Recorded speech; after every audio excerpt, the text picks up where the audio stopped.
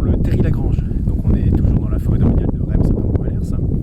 On est donc sur des secteurs qui ont connu l'activité minière pendant quelques décennies et qui sont arrêtés il y a une trentaine d'années. Donc on retrouve à peu près 10-12 terris donc, dans la forêt domaniale. Ici on est sur le canton de Sabatier, donc on a le terri donc, de Lagrange, on a le terri de Sabatier Nord et de Sabatier Sud, qui sont tous en forêt domaniale et qui sont intégrés aussi au patrimoine mondial de l'UNESCO.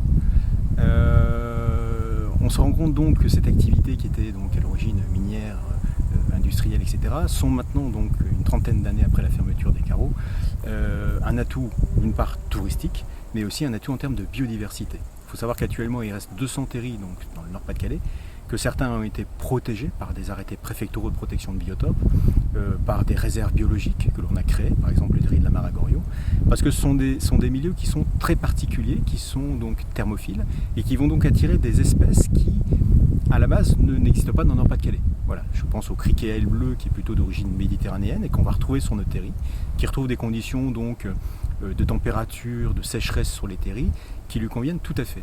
Et donc on va donc avoir cette biodiversité faune-flore qui va donc enrichir la biodiversité régionale. On peut donc dire que nos terris sont des petits bijoux de biodiversité.